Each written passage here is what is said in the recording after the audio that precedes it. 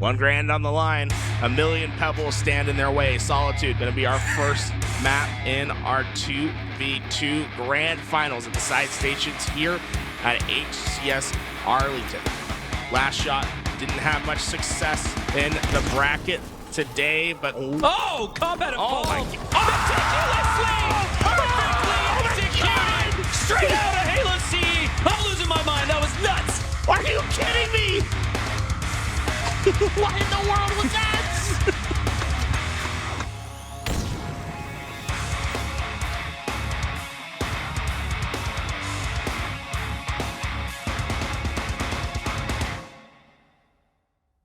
Hello, everyone, and welcome to another episode of Tied the Leader. I'm Makowski, and joining me alongside every single episode is my duo, all the way back from 2004, Eli the Ninja.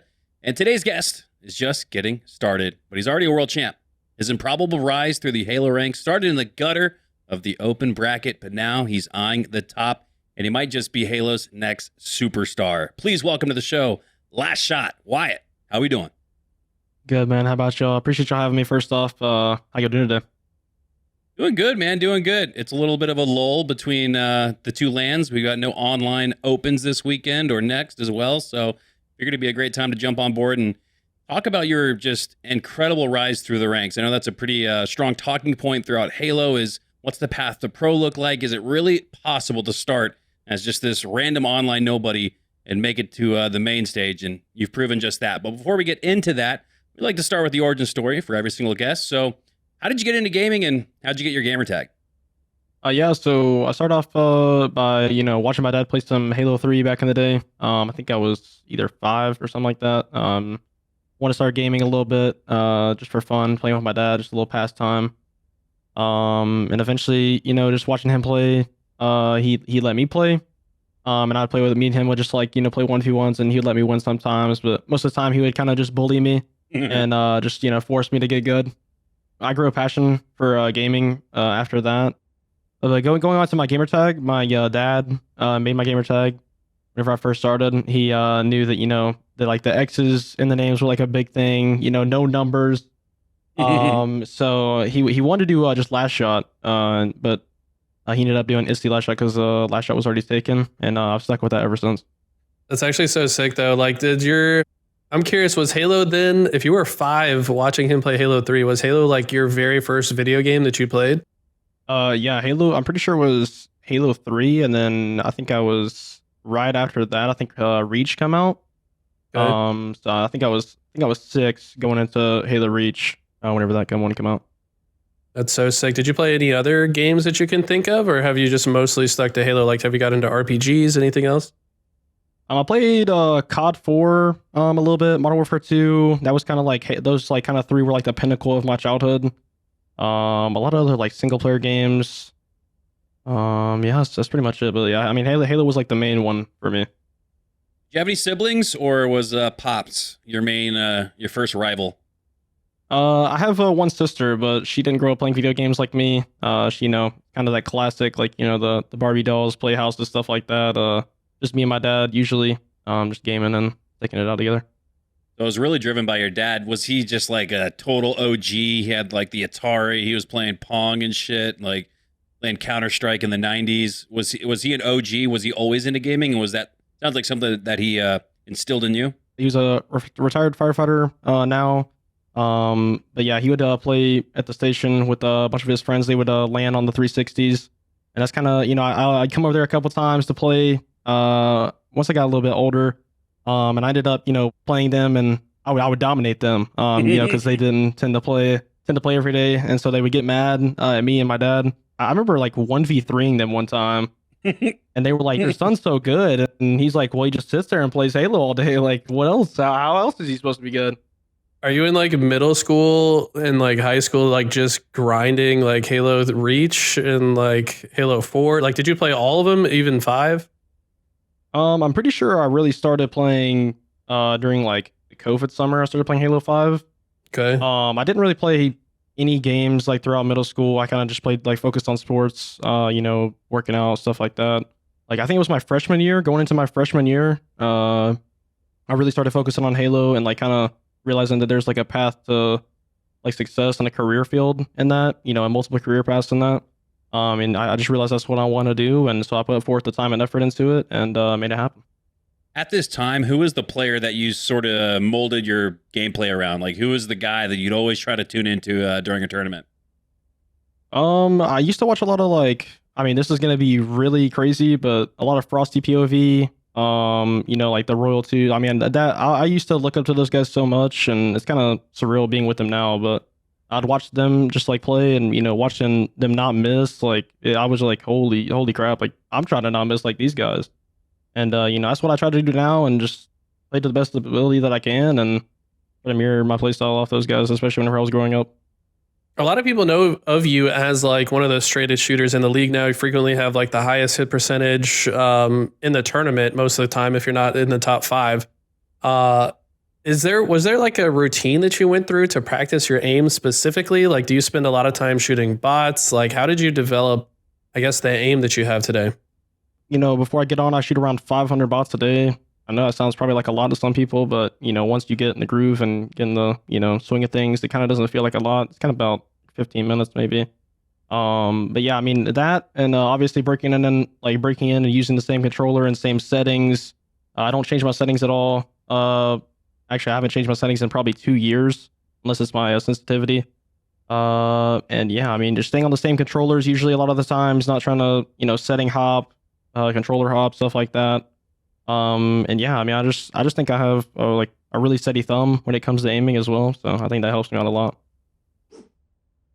Now, word on the street is you live on a farm or lived on a farm. Can you talk to us about that? Did you grow up on a farm, and do you still live there?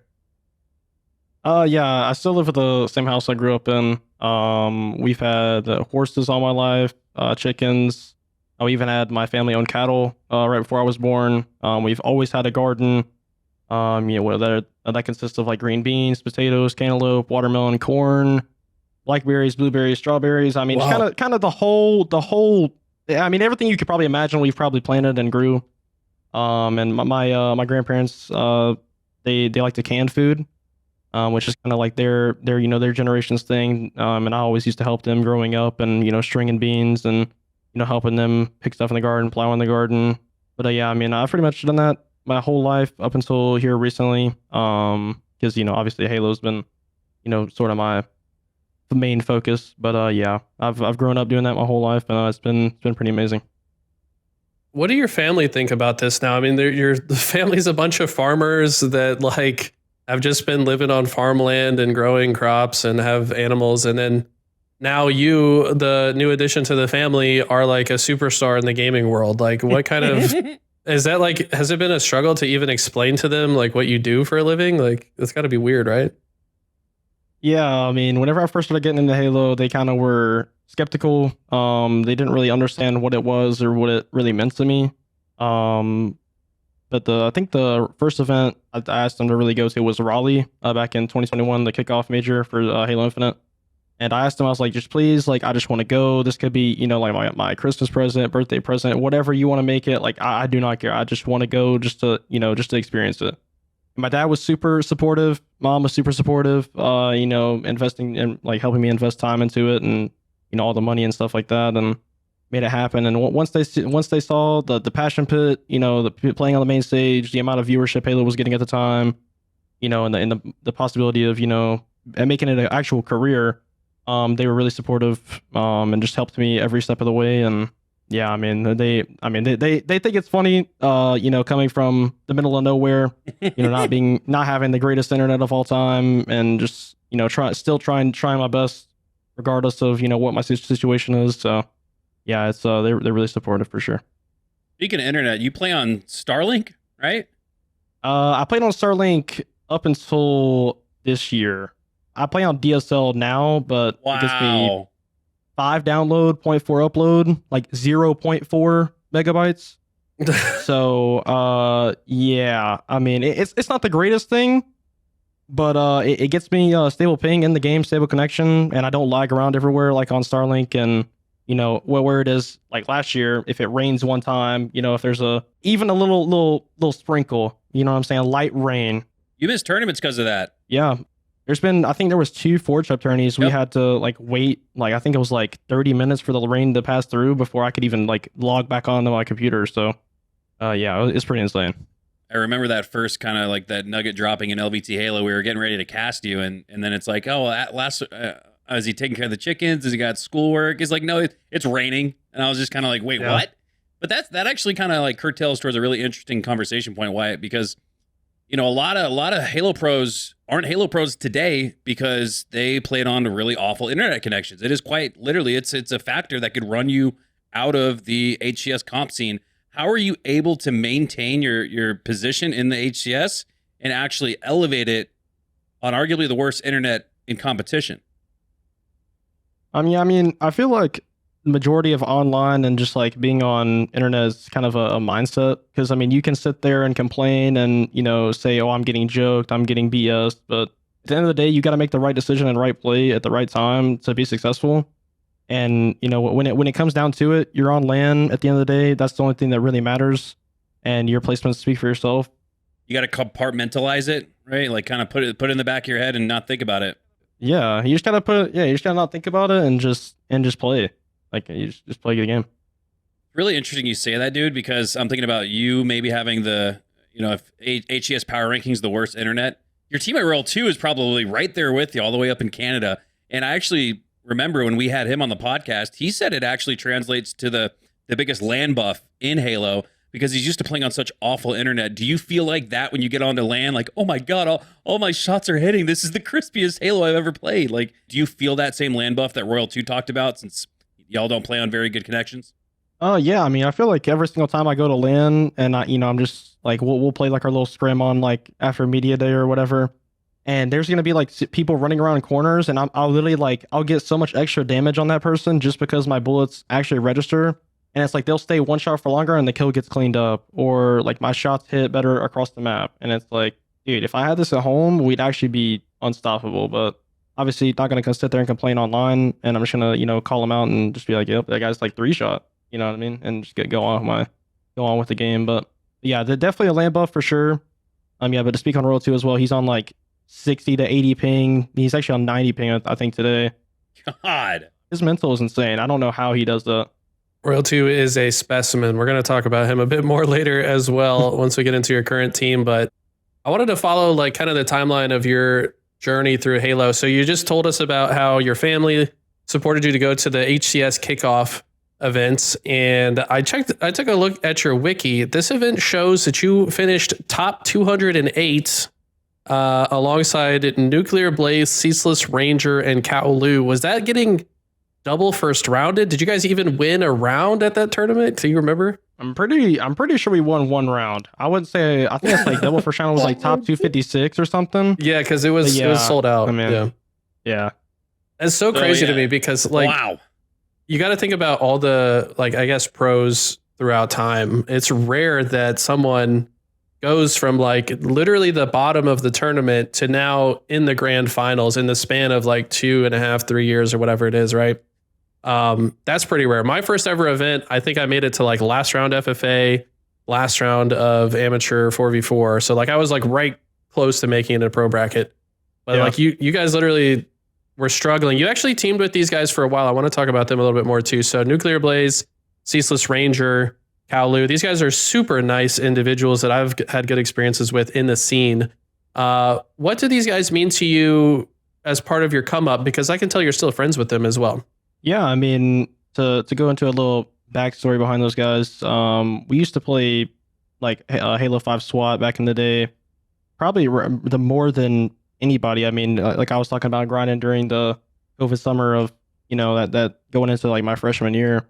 I was playing SWAT nonstop with those guys, and I mean that's how I met those guys. And I'm pretty sure there was like a couple of Halo 5 tourneys towards the end of its lifespan that we were gonna sign up for, and I was like, you know what, I'm down, whatever. Just I don't think we're not gonna win, you know what I mean? Because I've never really like scrimmed, practiced like that's like team arena aspect, and we played, and I mean we did pretty good. And that's kind of like where my like passion for competing in Halo started. Was just like, playing the SWAT tournaments, the online 4v4s, stuff like that, and kind of getting the feel for what that's like. But yeah, I mean, those guys are some of my best friends, and I've known them for, I mean, probably going on 4 or 5 years now. So, I mean, the fact that, they're still going and still, grinding is insane. Man, I just can't get out of my head from 208 to 2 as recent as the last LAN tournament in Arlington. I mean, Eli, like you, I think to your point, I don't think I've ever seen a Halo Pros wiki that has such disparity between their worst placing and their best. And if it is that big of a disparity, it's usually between games, right? Like, man, they were not that kick-ass at Halo 2, but Halo 3 they started to figure out, or, from Halo 5 to MCC Anniversary, something like that. They started to pick it up, but this is all within Halo Infinite in a matter of years. So that is just, that's unbelievable. Wyatt, speaking to some of your growth and development in Halo, what point did you get into college Halo? And was that a pretty intricate and important aspect to your growth and just getting reps in and feeling what it's like to win a tournament? Going from, competing, or like, obviously, let's just start back at like the Raleigh placement, like 200 and something. I wanted to kind of expand my horizons to like, other stuff. Cause, I was like, maybe this won't work out. So I was like looking at I'm obviously going to college. Like, I think I was doing like dual enrollment. So I was in high school at the time and taking college courses. And, a guy reached out, I joined the Discord. He was like, hey, you interested in playing Halo? Like, I've seen you compete and stuff like that. Like, heard about you. I was like, yeah, like, sure, I'm down, whatever. And, competing in the college Halo scene is like opened my eyes because there's a lot of people who, want to be, at the top and want to grind and want to compete. And obviously while obtaining, an education, it's just cool to see that there's so many people who really want to do it. And the fact that, I sat there and it kind of opened my mindset to like, there's more than just you out there. But basically you should be thankful for what you have and what you're doing. And, but yeah, I mean, doing the college Halo stuff, definitely opened my mindset for sure in the growth aspect. You're still in college now, because I know when I messaged you last week, you were like, sorry, bro, I had to study for finals. So it took you a second to get back to me. So I was thinking like, so you've been keeping up with college this whole time and playing pro Halo. Has that been a difficult balance for you? And also, like, do your classmates know that you're just a stud in the online arena? Like, do they know about this? Like, I'm curious. Do you not get invited to the LAN party because you'd be the ringer? Yeah, I mean, I've been doing college a good bit. It sometimes it does, linger in the back of my mind. It's like, I do have this amazing opportunity to, be a professional in an esport and, obviously be on one of the best orgs ever. I mean, in my opinion, but yeah, it definitely lingers in my mind, and it's like, the college is going to be there forever. But I also just want to go ahead and get my education done. That way I can go ahead and have my degree and stuff like that. How close are you to graduating? I think 2 years, 2.5 maybe. So not too far, but I'm just gonna knock them out while I can. On a scale of 0% to 100%, how close are you towards leaning into just focusing on Halo? I'm gonna say it's like a 60 leaning into, just towards Halo, 40 kind of stay in, because, I can stay in school and take like part-time classes and kind of just keep the ball rolling. That way, I don't just like stop doing it and be like, I'm never going back. You know what I mean? Yeah. That's the strategy. Cause I know a ton of people that like, they're like, yeah, I'll just take like a year off and focus on my dream. And then they just never go back. But if you just take like 1 or 2 online classes, like a semester or something you can manage, like, I think that's the strat for you, bro. I think it's smart to have that kind of well-balanced approach. Did you watch Walshy's episode by any chance, Wyatt? I think I watched a little bit of it. I don't think I've watched the whole entire thing though. You should. It's about towards the middle of the episode. This would be really good perspective for you. I mean, it'd be a way for you to almost like have that conversation with Walshy about it, because we dove deep into, his story is crazy. He's working at the post office and he's doing a little bit of Halo. Now he's working at the post office, college, and more Halo, but starts to get a little bit unmanageable. So now he's not in the post office, but he's doing college and Halo. Now he's winning tournaments, so he's dipping his toe out of college and fully into Halo. So yeah, go check that episode out. I think it'd be a really good perspective for you to kind of hear from a GOAT and a legend on how to navigate a very very unique situation to be in your life. Yeah. Moving along in the timeline here, we want to get to the juicy stuff that's happening right now. So let's get through this. Shortly after the timeline that you're playing with, like Nuclear Blaze and Ceaseless Ranger and all these guys, you played on a slew of different teams. I think you played for Centenegra at some events. But your real announcement to the scene and getting your big chances was after you won the 2023 FFA World Championship. So did you feel like FFA was kind of the best way to show your individual skill? Was that part of your strategy in playing, or did you just love to play it? I mean, yeah, I feel like there's a lot of players out there who broke through with free-for-all. And, not everyone's going to be able to just, come into the scene, be a god at 4v4s and just ball out and get their opportunity that way. Especially with the scene, I think it was like year 2, year 3 or something like that. Obviously, you're going to have to stand out, in other aspects rather than just being, a 4v4 demon or like a good, just networking, stuff like that. But I mean, yeah, there's been a lot of, even Ola, I feel like I looked up to him a lot, just like throughout his playstyle. He played FFA a lot. I kind of just, figured if I can break into the scene other ways than like 4v4, just because my teams weren't, absolutely insane. Once I started, I think I got like second in one of Arlington, and then like second again in Fort Worth, and then obviously winning that Worlds, that felt really good, and I feel like I could have. Or at that moment, I felt like I, had a good shot of getting a chance on a roster for sure. All right, so let's actually revisit your FFA performance at the World Championship. We're going to watch the last 3 minutes of this game. Not sure if you've gone back to watch this, but man, have you? Me and Makowski were screaming. I actually have not. Oh, wow. You haven't watched this back? Dude, you won you won the World Championship and didn't just like go for the dopamine hit after getting home and watch this? Okay, so what we want you to do, Wyatt, is kind of talk us through your headspace, and especially in moments of the match where we're on your POV, just talk us through what you're thinking. Yeah. I mean, obviously FFA is like a big like timing game, and I feel like a lot of people get, messed up just because they're timing, and I feel like a lot of trades are really good in certain scenarios. So a lot of the times you'll probably see me, in a 1v1 or something that I could probably take the piv, and I'd rather just trade out. Huge kill there that's going to keep him in the mix.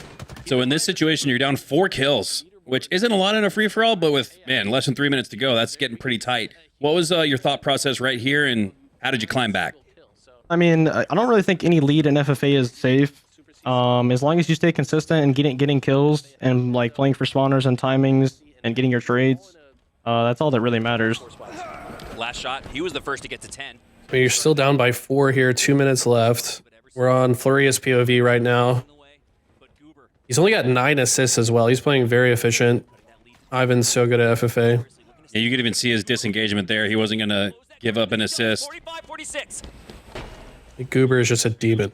And yeah, we scream out 45-46, and it's not last shot that's getting us excited. So you kind of came up in the rear here. Yeah, right here he got 3 kills in a row, it looks like. Switch it up. All these guys love FFA so much, and it's so cool to see the results of their hard work. We've got a minute 45. Did you practice with these guys a lot in the regulators lobbies?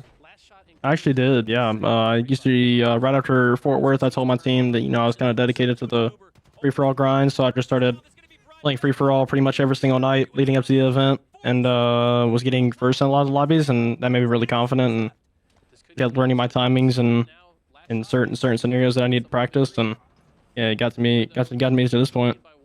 Probably gave you a lot of confidence because a lot of the players you're beating in those lobbies are literally in this grand finals lobby, right?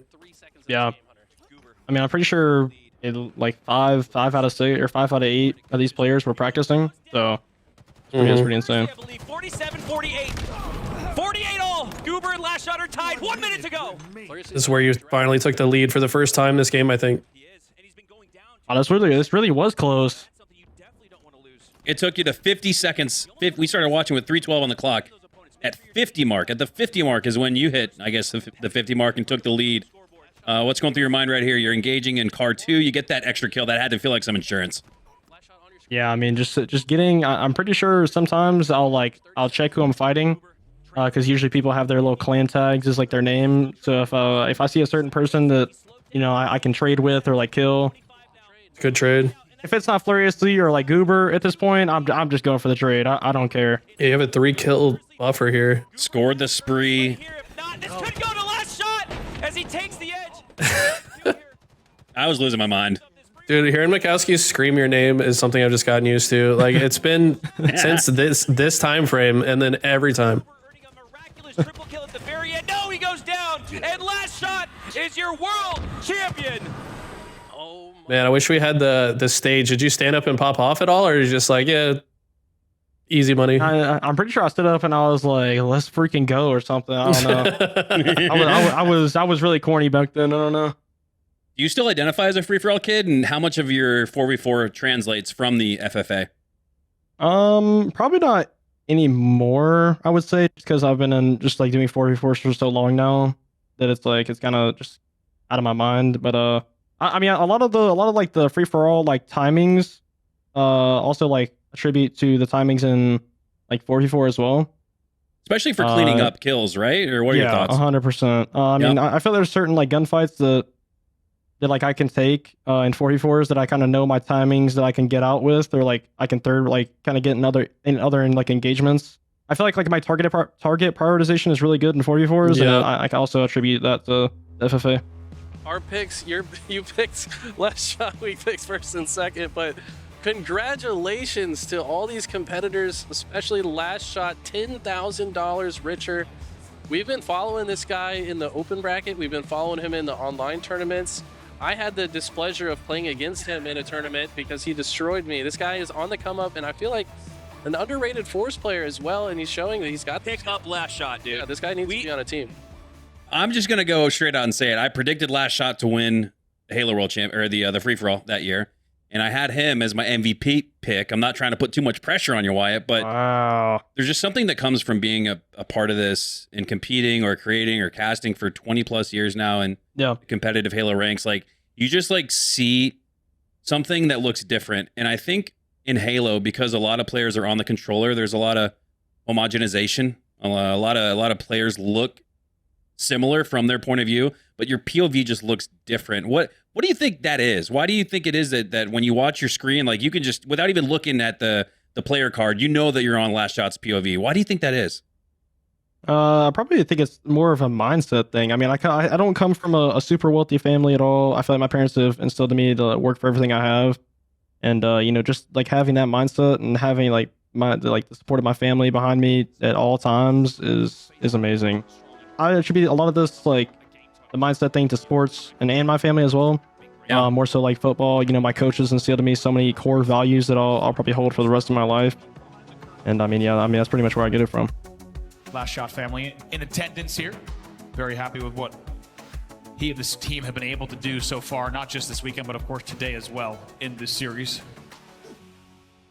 After you have that performance at the World Championship in the FFA, you end up on a slew of different teams. You played for Lies, you played for Orange Iguanas, which I want to say you were with like Super CC and Cherished maybe. Who was on that squad? Furiously maybe? I'm pretty sure it was like me, Cherish, Bohm, and Nemesis. Oh, okay. Yeah. Then it went to Mortally, Super CC, Cherish, and me. Got it. Okay. Yeah, and you had solid success. I want to say you guys were getting like 7th, 8th in like the Open Series. Eventually, though, you end up on Team Business, which is now known as TSM, basically. The same players, Druk, Talik, those guys. But then you also had an offer for Native, I believe, at the same time, and there was like some drama with APG. You want to talk us through that timeline and like what went into your decision to join Talik and Druk? I really wanted to, go to Native just for, like the org standpoint. I felt like they were a growing org in the scene.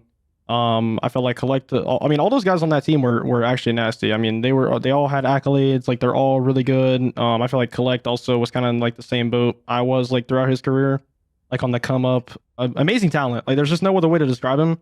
Also, the TSM boys were hitting me up. That's all like, Druk, Manny, that roster. Either way it works, I feel like I'm going to be on the better team. I know it's like kind of like a egotistical mind like kind of thing to say, but I felt like I was kind of like an X factor at that point, whether like I felt like my growth and my success like so far, I feel like I could have like been the X factor for the team type of thing. Also at that point, I think I also had offers from Cloud9 and Complexity, but I think I just kind of turned those down.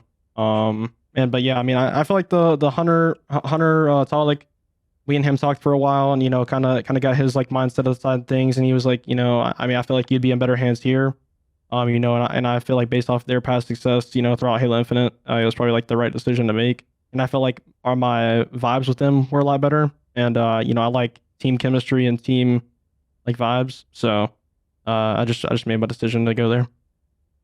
Yeah, I remember that time period thinking that you actually picked the one team that didn't have an org, which meant that you were choosing to not get paid because you believed more in that roster. And like you said, probably just enjoyed playing the game more with that group of guys. Cause I've always seen those guys as like a brotherhood. Like those guys, I mean, it even goes into their recent team change, right? Like they just pick up Manny to literally get the band back together from year one. So I've got a lot of respect for that group and like just their approach to the game and how they always have each other's back no matter what. So, and I feel like that's kind of the vibe that you have now with Shopify. So it makes sense. That's like a similar vibe that you like to have on your teams.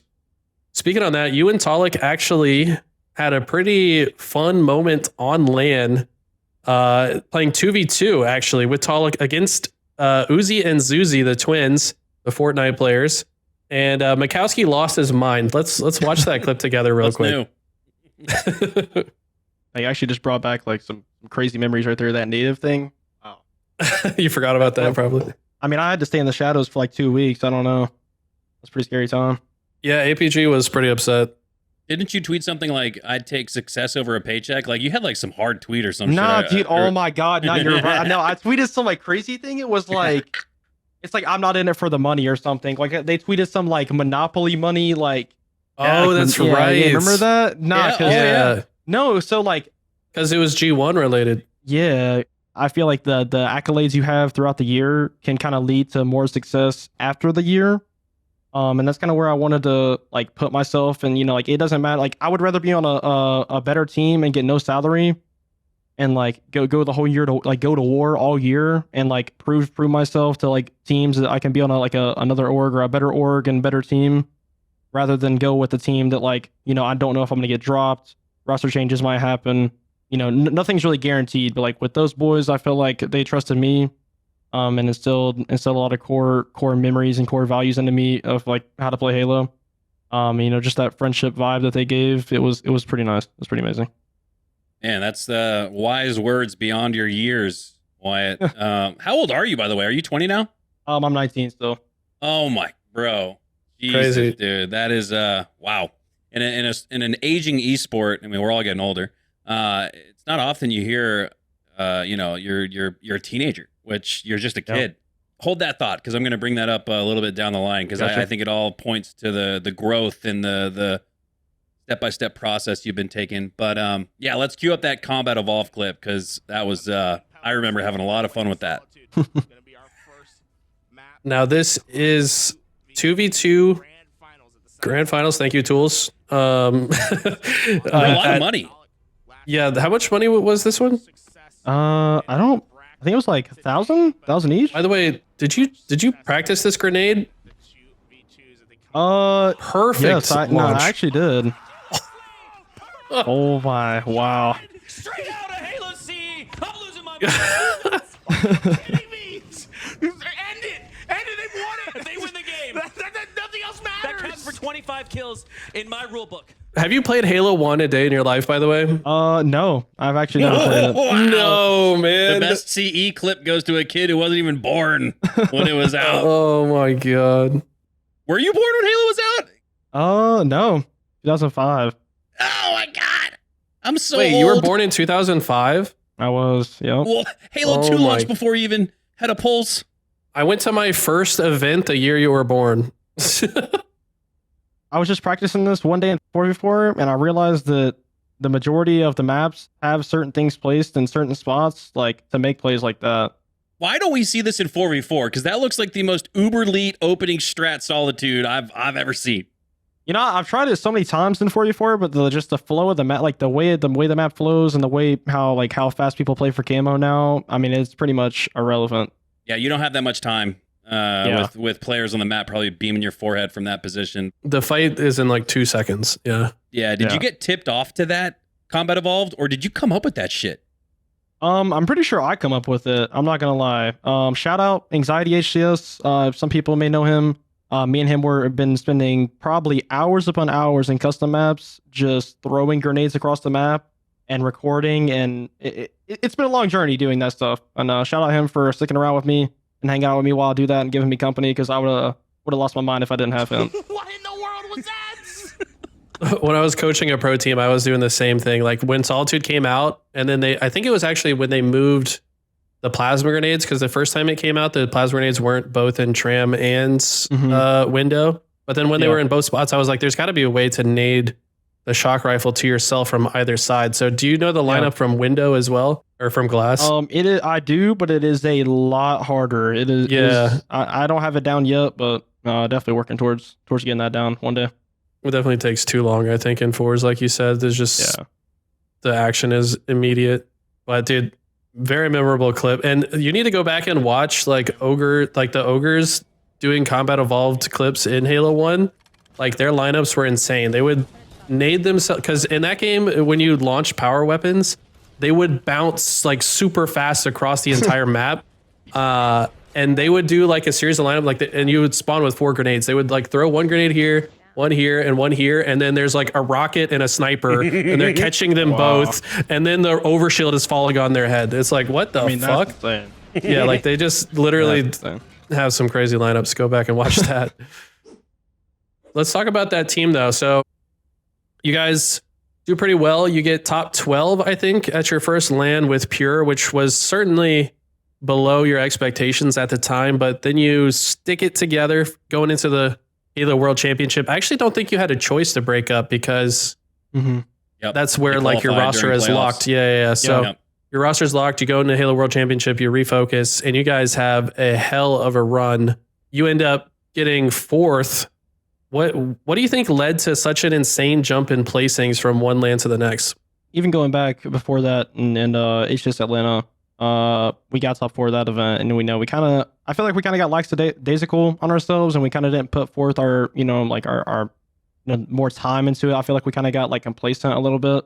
We stopped doing as much VOD. We stopped talking about maps, talking about what we want to do on the map, and stuff like that. And obviously we had little internal conflict going into SLC. And then right after SLC, we kind of, I think we sat down and we had a huge team talk, and we were just talking about kind of what we need to do and what we need to focus on. And, we kind of let everyone, speak their minds about, each other, and kind of just a good team environment, letting it all out, getting all what we need to get out. And, we went back to online. We started doing a lot more VOD. We started going hard. We started, trying in scrims more than we ever have. Just putting forth our best effort, and obviously, we're gonna get results like that whenever we're going that hard. Well, we got another clip to queue up, in large part since why I just can't avoid these highlight reel moments and memories. I think this was arguably the best game from last year's Halo World Championship. It was the Strongholds recharge, and in this match, you ended up actually playing against your future teammates in Royal 2 and Frosty. Do you feel like your individual performance in that series kind of put them on alert of your skill set and led to you getting the call in the offseason? I feel like our team was such a good matchup against these guys, and even after the tournaments and stuff, I feel like we would all kind of talk and just say how good of a series every time we played was, whether regardless whoever won or lost. And yeah, I mean it honestly kind of did. I'm not gonna lie, bro. So just to further set the stage here, this was actually the reset. So FaZe were up 130 when the game crashed. You guys have to play, you have to restart. And then FaZe start off hot again. They get to 244. And then honestly, Cherished kind of goes fucking crazy here. He, I think, goes on close to a 8 or 9 spree, something like that. Yeah. No, he was going insane in this restart. You guys have a perfect AB setup here. Royal 2 grabs the camo. Looks like you guys are kind of tracking him. But do you remember this game? Talk me through your emotions here. I mean, my PC crashed right before, or going into this game. We were down a lot. It's 2 dead. And I just told my team, take a breath. This is it's our chance to really turn the tides, turn the momentum in the series. If we just come out hot, punch them in the mouth, and get a good start, get it rolling, going into this map. And I felt like my teammates started coming different a little bit. I mean these guys, my teammates were frying this map. And we almost won this. So, yeah, dude, this was so insane. I remember we had to pause what we were doing on the LVT stage. We all just were turning and looking at the main stage to watch this. My jaw was dropping. I was like, are they actually going to do this? Are they going to take FaZe out of the tournament? And of course, that's not what happens, but this in game was crazy. What kind of thoughts rattle in the back of your mind as a young player? You kind of feel like you're punching up above your weight in the not the grand finals, but on the main stage of a Halo World Championship. Granted, you had placed top 4 at previous LAN in Atlanta, but did you walk away from this like? Did you spend all offseason like just like having nightmares about this game because you guys win this and it's series over? Yeah, I mean, this was my first Worlds, especially for 4v4. And I mean, the fact that we even made it to Sunday, especially after what happened to us on Friday at this event. And a 248 to 248. I feel like all season we were kind of like the underdog of any series we were in, especially like going up against like Shopify, like Optic, FaZe, SSG all last year. Anytime our series was close, I would see it as a W. But I mean, obviously as a competitor, I want to win. FaZe will close it out. I mean, yeah, super close series against these guys. I mean, all the time.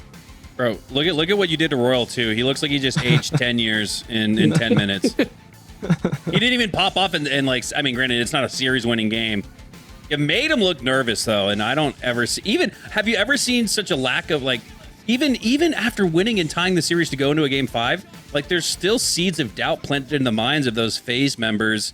Were you guys still feeling pretty good going into game 5? I mean, you just lost a heartbreaker that could have secured the series. I mean, yeah. I mean, I feel like it was also a little bit of like the fact that they like also let us come back that much, which was kind of insane. Like they had so many moments where they could have just ended the game and just. I mean, I think it was like, what was it, like 60 to like 230 or something? Like we were down that much, so it's like the fact that they even like that we even made that big of a comeback and it was that like a 1 or 2 kills difference, like would have won the game.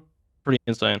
Yeah, I feel like this was I don't know, it's fun to watch your journey, Wyatt, because like I can kind of look and point at things that like must have had an impact on your psyche as a competitor, like just the hurdles that you've had to overcome, and like you're getting beat but in a bigger stage time and time again, but you're learning every step and like coming back just a little bit stronger and standing back up and getting stronger. And I feel like that was one of those moments for you where, spoiler alert, you guys did end up losing that series in the game 5. But I think you walked away from that like kind of feeling good about it, right? 4th place at your first World Championship, learned a lot, had a lot of VOD to go back and study. You could talk it through with your boys, and then you go into that off season where we get into the craziest Rostermania ever, and you got a pretty awesome opportunity, I think.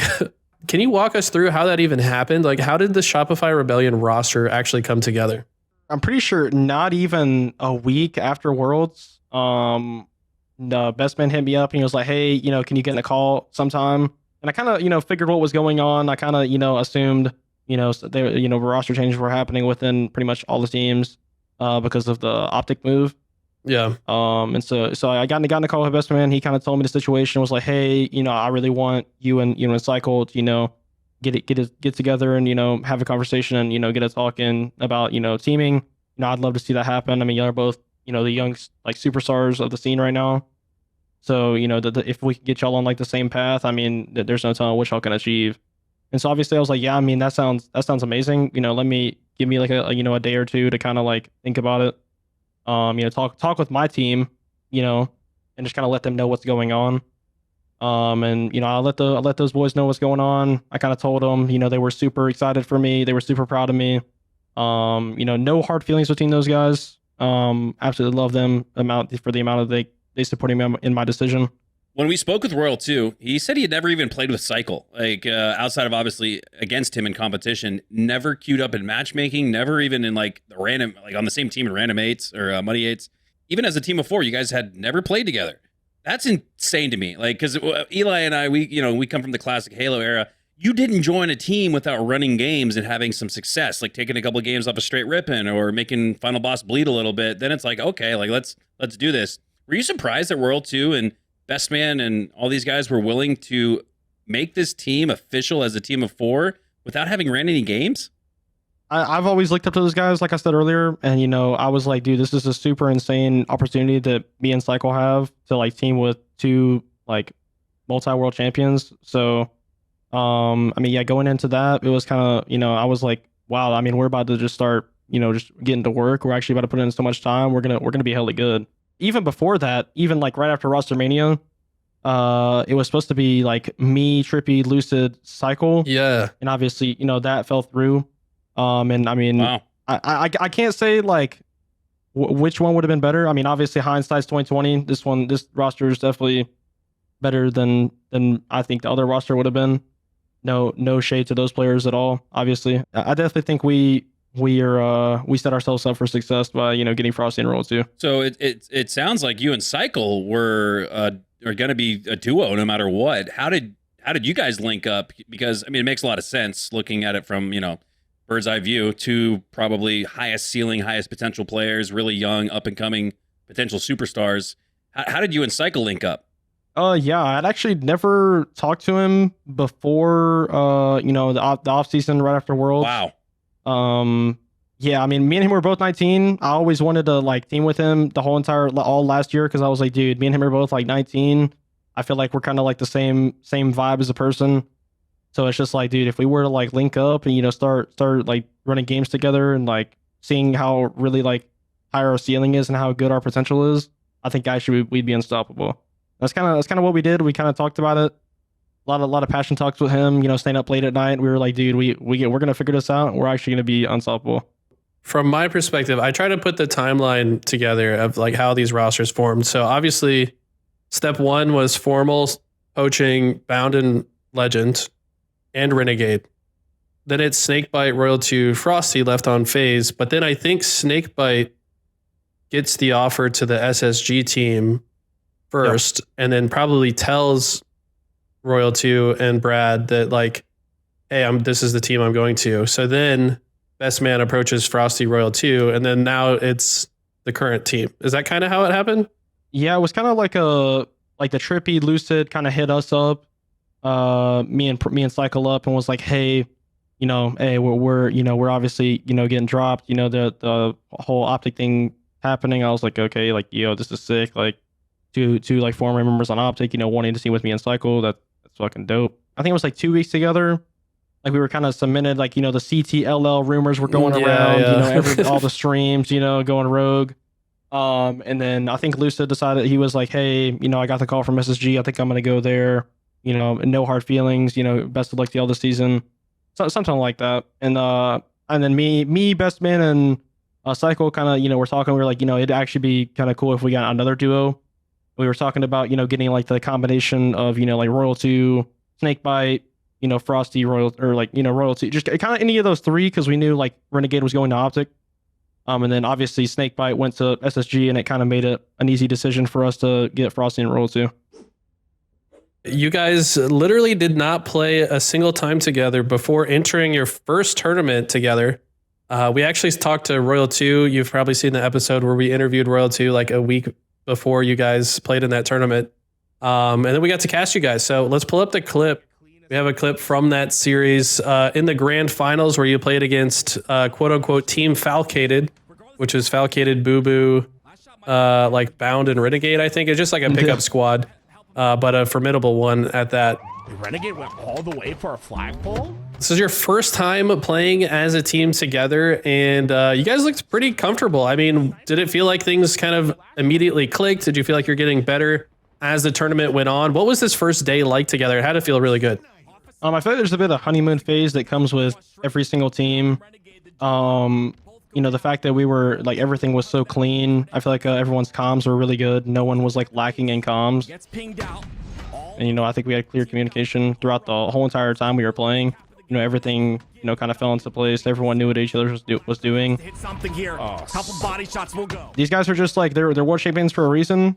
And obviously, me and Cykul stepping in to team with these guys, I mean, it's gonna feel amazing either way. Flag capture. Remember, this play started more than a minute ago when he got into those back ranks, was able to stay alive, steal the sniper, and steal the game. You guys didn't waste any time starting to compete consistently and winning even consistently. And then at your first LAN, which was a really fun showcase to see what you guys could do on LAN, the Kaysan Invitational, you back it up with a LAN win there as well. How did it feel to win on LAN, and did it kind of put to bed any like rest? There's always that conversation, oh, that's just online, right? Like, did you feel that confidence boost after finally winning on LAN? I mean, yeah, there's obviously going to be, fans or haters regardless of the situation online, on land. It doesn't matter what team you're on. You're going to have haters. You're going to have fans. It's just unfortunate. Optic is, one of the biggest fan bases out there. And obviously, we're going to war with those guys all the time. Going online, we're scrimming, stuff like that. They're obviously going to talk trash and, they're going to think that, they're going to cope a little bit. But yeah, I mean, yeah, the case on LAN was an amazing time. Getting to play on LAN. Shout out Kaysan for throwing that event. That was huge for the community and Halo as a whole. It felt good to get a LAN win under our belt. Just to be able to like have that confidence booster, especially get that good feeling of winning under our belt. There was a lot of controversy about the format. There was no grand finals reset. It sounded like it was a time constraint thing. Like maybe they just didn't have enough time to run a second best of 7. You guys are probably exhausted playing all day long anyways. This was the last game here. Origin Slayer, you guys were close. It was tied 17-17. And then I feel like this is just kind of the nature of Slayers right now in the game is like, at some point, whoever gets 4 dead just rolls and just keeps up the momentum and starts spawn killing. This must have felt good in the moment. At this point, you probably already know you're winning this game. It's Frosty's playground. I think the last time we played them, right before this happened, it was one of the other tournaments. We pretty sure we lost. We were up in Origin Slayer just about like this same scenario, and I'm pretty sure we ended up losing to get reverse swept by them. And so I mean, obviously like a little bit of nerves there.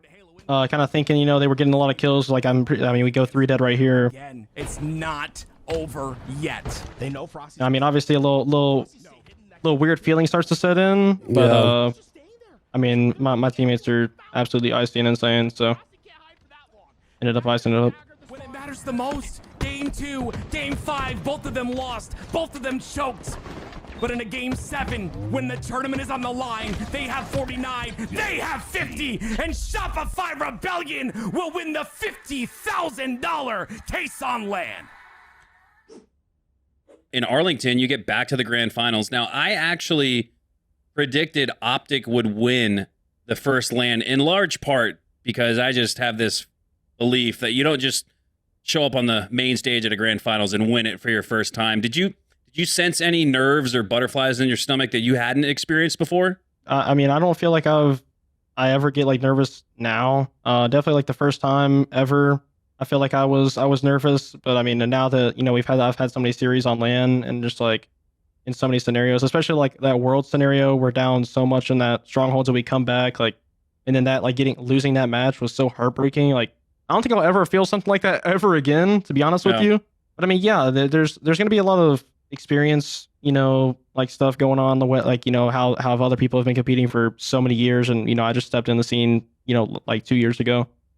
But I mean, obviously, you just got to come correct and just like pull up and show up when it matters, and you just got to play the game. At the end of the day. So this is the first game after you guys get 4-0'd in the first grand final. I'll just be honest, and he would probably say it himself. Frosty not playing his best in the first series, and I think like this game, you guys, I don't know if you took a break, went out to like have a conversation. I don't know what it was, but you guys came different in this first game of the grand finals reset. This was one of the strongest like outslaying and objectives that we saw all weekend long. How did you guys reset after the first series of grand finals went so poorly? I mean, we just kind of figured they would kind of roll out or like come in the series correct, after especially going down to losing to us in winners round 1 of the tournament. And I mean, we kind of went back there after we got 4-0'd. We just kind of laughed it off, and we're like, yo, those guys were playing absolutely insane, and we were like, yeah, we just got another series to play. That's why we're in this position. Royal 2 went absolutely insane this game. From what I recall, he's like just lived in their base forever. I think you even hear at some point during the listen-in, one of you says like, yo, Matt's just owning them in their base. Like, because I think he went on like a 10 spree or something. Yeah, he did go on a killing frenzy, and I think had like a triple kill as part of it. He was just absolutely holding down their spiral and spawn killing them with snipe on repeat. That must feel good, I think. I think you kind of need somebody to pop off like that to like get the whole team like refocused as well. It almost makes you want to play better to like support your teammate who's like popping off for you. Like, man, this guy's going to war for us. Like, seeing a player like I mean, you said you looked up to these guys. Does it make you play even better when you see them popping off like that? The fact that these guys are like my teammates were literally yamming on these guys, like it literally just it gives me like a good feeling of like, dude, if my teammates can do it, like I can do it. Just step it up. I think this is where we start to see Royal 2 heat up, and man, what an OS denial there from Renegade. He gets it. It could completely change the game, and here you go. Royal 2 stepping into the base with OS and Snipe. Doesn't have too many shots to work with, but man, what's it like playing with the tip of the spear sniper? Like, you guys must feel like not necessarily uncontested, but when you got Royal 2 on the front lines with a snipe, you guys probably all feel like you can push up. I mean, this guy is probably undoubtedly one of like the best snipers, if not the best sniper in the game. I mean, I'll die on that hill. I'm no bias, of course. Obviously, he's my teammate, but Yeah, I mean, we don't when do this guy bias here. when this guy has snipe in his hands, it's really hard to get back control. He lives here for so long. He's just holding down their base, like, I guess trying to keep them busy so you guys can get pushed up on the map. I think Renegade might have moved forward and he's giving you guys a hard time, but like, as long as he lives here, you guys can just eventually push in. You guys seem really comfortable on this map, by the way. Like, you're more willing to play this map than some other teams. Is there something you like about this map as a team? I just feel like my team as a whole enjoys this map and is actually gets excited to play this map. Either whether it's like fake confidence or not, I feel like that like makes a difference like in the mindset of this map. I feel like a lot of people like just say, "Oh, this map's bad. Like this map needs to be like replaced with something else." Like I feel like that's also part of the problem is they don't want to learn like the actual meta, the way to play this map. And I feel like that obviously plays a huge factor into whether teams are really good at this map or not. The mental is so important. In 3 seconds time. He's still alive. Been alive for like 5 minutes now. This is insane. Normal was taken down. Renegade might fall as well. Wow. Finally gets taken down. Cleans out Royal 2, but it's not at the cost of an overshoot. Yeah, I mean, it doesn't matter the game type. It seems like you guys like flag and bomb on this. I think the best team in the game on this map in particular. So I want to bring up some stats while we're watching this from the tournament that kind of surprised me. I don't know if you're aware, but you were like by far the biggest objective player on your team during Arlington as far as like oddball time, all the flag stats. You were actually 4th in the entire tournament for flags, steals, captures, assists, returns, and secures. Wow. You also were 14th for oddball time in the whole tournament, 18th for zone time, which is interesting to me. Like, do you consider yourself the objective player on this team, or is it kind of like whoever's popping off, like whoever's not popping off does the objective? Like, do you guys have a certain approach to that? I don't really think there's anything like such as an OBJ player. I just feel like when you're in that, like we're all here to win, and whatever it takes to do, or like whatever it takes to win, I will do for the team. Like I don't care. Like whether that's holding the ball, like capping like strongholds, sitting in the hill, like running the flags. Like if my teammates are balling out, like I'm gonna do whatever it takes to win. It's going to be up to Legend to have to... It's kind of like whoever's just in the right spot to do it is the one that does it, right? What kind of heartbreak would it be? I do think that your team, and maybe this is just as a viewer, but it feels like you guys do operate really well in scrims when you're just roaming the map as a damage dealer. And I don't know if that's like something that you can just make happen all the time. Obviously, it's a fast-paced game and it's difficult, but if you're just allowed to roam the map and you're comfortable, that's when your team is insane. I don't know if you were able to do that if you guys would have lost this. I'm not sure. Yeah, I mean, I feel like I've also like worked on my my personal like gameplay after this event. I feel like I was kind of slacking. I feel like I wasn't making the right play, or not necessarily the right plays, but definitely not as efficient as I should be. I feel like going into Dreamhack, I feel like it's gonna be a lot different story. You think you're in your own head a little bit, or just like overwhelmed by like how good Optic was playing? It's just harder to make good decisions when they're playing that good, I guess. Yeah, I mean those guys were. Literally Renegade had like the highest KD like of all like Ever. infinite tournaments. Yeah, they actually just played lights out. It's insane that he was able to maintain a 1.5. Yeah, I mean pool play, it's like, all right, he's playing against some top 16 teams, Of course, top 12. But to still put up those numbers in a grand final And it has to kind of make you wonder as the opponent on the other side, like, is there anything we can do against this guy? Like, Yeah, I mean, these guys were just like hitting the craziest snipes on us, like literally doing like they were honestly world starring. I can't lie, they were shitting this event. I mean, it's gonna be really tough to get a footing or like get a right there. I mean, he even hits a snipe. Like now I'm just one shot forever. I mean, I probably live, but I mean, still, like that snipe's so huge. Optic have that bomb onto the. I talk to Eli about that all the time. Like sometimes just hitting a body shot on a player is even better than getting the headshot because it takes them out of the play for longer than if they were to just go right back to the respawn screen. Yeah, of course. It's got to be an interesting mix of like really fun and really stressful to play against Optic for you guys, because man, you guys are playing at probably the highest level that you could possibly play. I think both of your teams just bring the best out of each other, and it's so fun to watch as a viewer. Like, describe the feeling. Like, do you just have fun going to war with these guys, or like, what's that like? Dude, it is such an amazing time to be able to play like Halo Infinite professionally, and also like go up against Optic like all nonstop. I mean, we're going to war every series, and I couldn't ask for like better Halo to be played out of each team. It's actually so fun. Because every game feels like it's won by like a single fight. Like you miss a shot, and that's the difference in this series at times. Like how close you two are. Is there any way that it almost doesn't feel like it's possible for you guys to build separation from each other? Because all 8 players are so good. Yeah, it really, I mean, like you said, it is really like a one team fighter, like one like wrong like rotate, like it actually like swings the momentum of the game so hard. Have to play so disciplined. This game though, you guys dominated. Cykul 26-12. I felt like he was having an insane event, and then I saw the stats, and Royal 2's stats were off the charts. Royal 2 with the 3rd best KDA, 4th best damage dealt per life, 6th most damage taken per life as well. I mean, this guy was playing insane.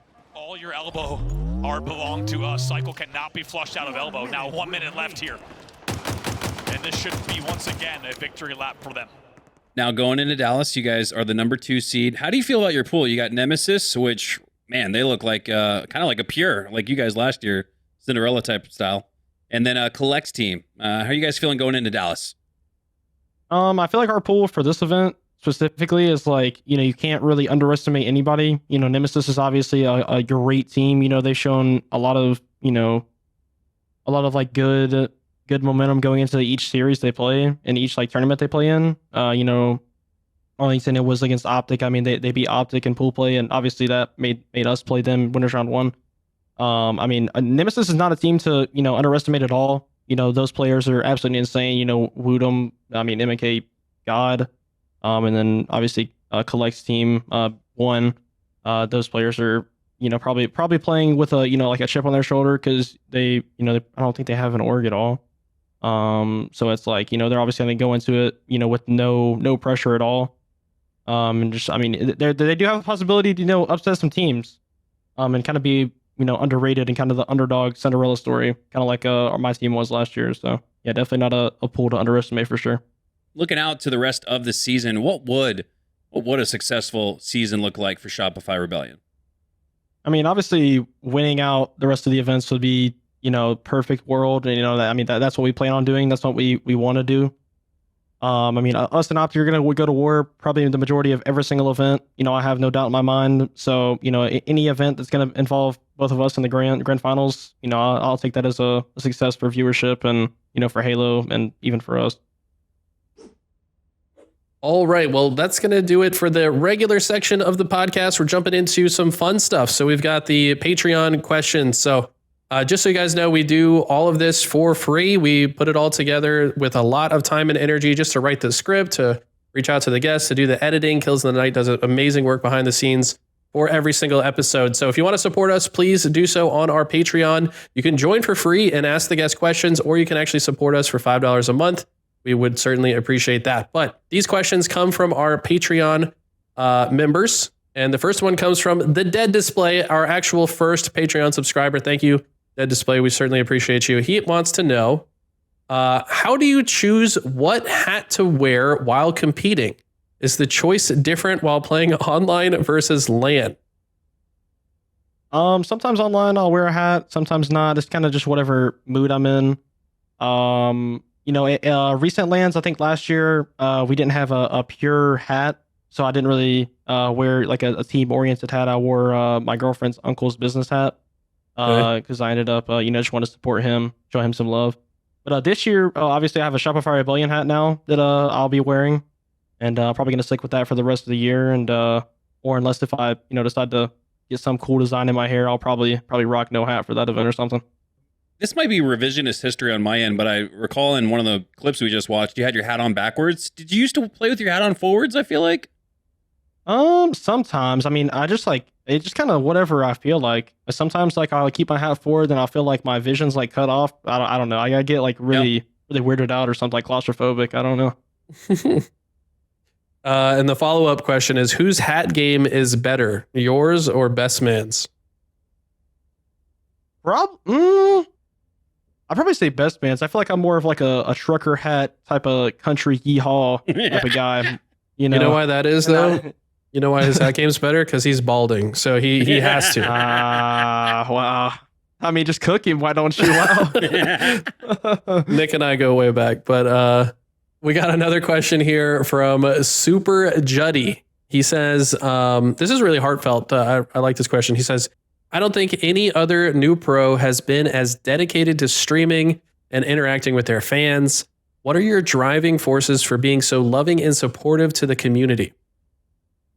Wow, I mean, shout out Juddy, man. Yeah, that's pretty sick, right? No, I mean, I feel like a lot of like coming into the scene, especially the main reason why I've been streaming a lot recently is, the amount of content that, pros are supposed to provide. I feel like we have like a natural, like default amount of like content we're supposed to provide, like kind of like a unknown, you know what I mean? Like kind of like a unspoken. What do you call that? Yeah, unspoken, like an unspoken rule that we need to like produce content, show love to the community and stuff like that. I just kind of want to give back to the community by, streaming, show my POV, talking to all the people who support us and, are my team and my teammates and stuff like that. And even in the Halo community in general, I love streaming. It kind of shows like a different like side of, competing. I get to talk to people, interact with people, and just all around get to know people. You know what I mean? There's several people I've met through my streams, that I've met at events, and we kick it off, and it's an amazing time, man. And I just want to give back to the community and show how grateful I am. And yeah, that's really the main reason I stream.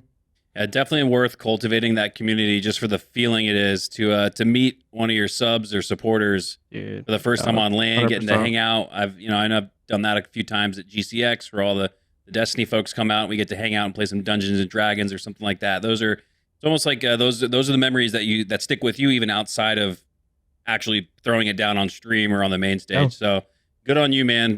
Very, very shades of Walshy in your outreach to the community, which I know Eli and I both love. Also, shout out to Juddy. I saw your profile picture was a picture you took with me on LAN. And that's sick to see myself in your profile pic. So glad that we got to meet, and thank you for the awesome question. Seriously.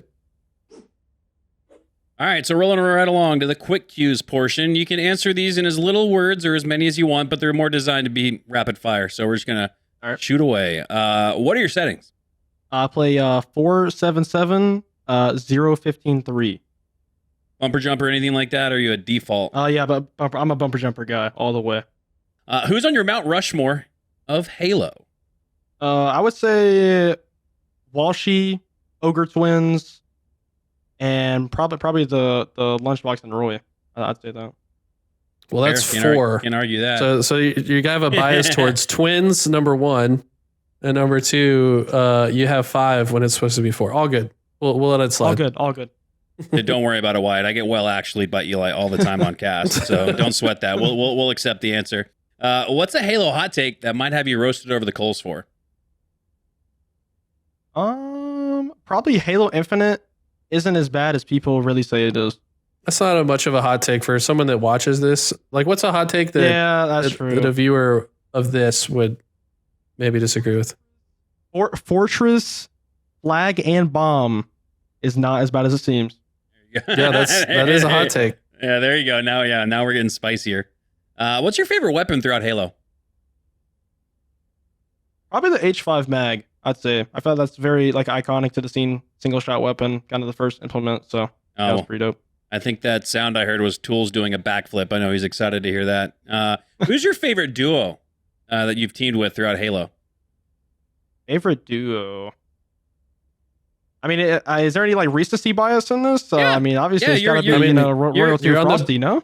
No, like your, I guess it'd be your specific duo. Would it be Cykul, I guess? Oh, like my duo? Yeah, I mean, 100% Cykul, 100%. Yep, same age, same vibes, similar common bond and interest. I'm not surprised that you two have kicked it off. Switching gears on the other side, who's been your most heated rival? I know you haven't competed for very long, but who's that one guy on the other side of the main stage that you're either fearful of competing against or kind of licking your chops because you know it's going to be a bloodbath? I feel like last year was probably any European, just because the Quadrant event. I had a lot of bad blood there. Okay. I don't really feel like I have any like rivals, to be honest with you. Maybe like FaZe last year, like the Royalty, Frosty, that team. But other than that, I don't really think I have any rivals or anything like that. So your favorite teammates and enemies are both Frosty and Royalty. Got it. That makes sense. No, you guys did go back and forth with them last year a lot, though. You guys like 3-0'd them. Was it Atlanta you 3-0'd them in pools, I think? Yeah. No, we 3-0'd them in pools, and then I think we went Game 5 in Salt Lake City. Yep. And then obviously Game 5 at Worlds. But yeah, good little matchup we had there. What's been your favorite Halo title? Probably Halo 3 ODST. Oh, no, that's not single player, but that one really gave me those nostalgic, still like Halo 3 vibes, kind of like whenever I was jazz music. I mean, I love jazz music. If some people out there who've known me, I play jazz music on my stream. So, but yeah, that definitely Halo 3 ODST. So were you playing jazz music while fighting like hordes of enemies? Is that what you're saying? Of course. What? Yeah, all the time. Sick. And lastly, Wyatt, you've had a few of these. What's been your favorite Halo memory?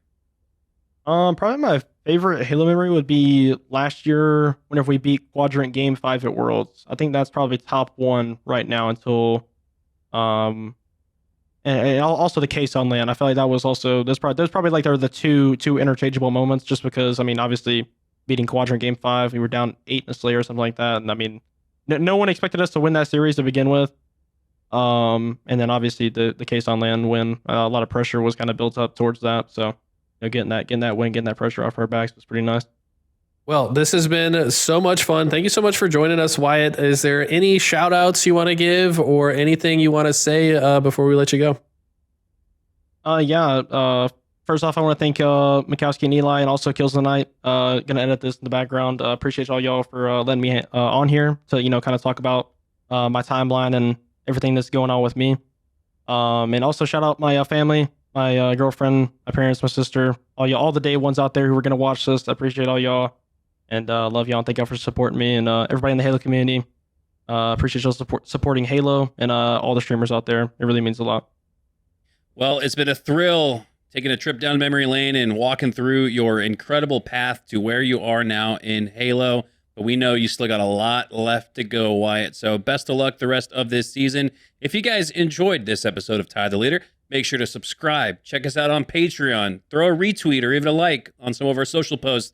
It all goes a long way towards growing the show. And man, I'm really proud of the tiles. It's just the tile. Like when I go to the TTL YouTube page and I see the tiles and the stories and all the hidden history that we've uncovered and all the futures that we've looked forward to with Halo into Season 4 and just delivering so many incredible moments. So thank you to Last Shot for joining us in this episode, my duo Eli and our producer and editor Killsinthenight. That'll do it for us this evening. Thank you guys so much, so long, and good night. And they still have plenty of time on this camo as well. It's just disappeared as I say it though. But you can see the Tawny wants the last one.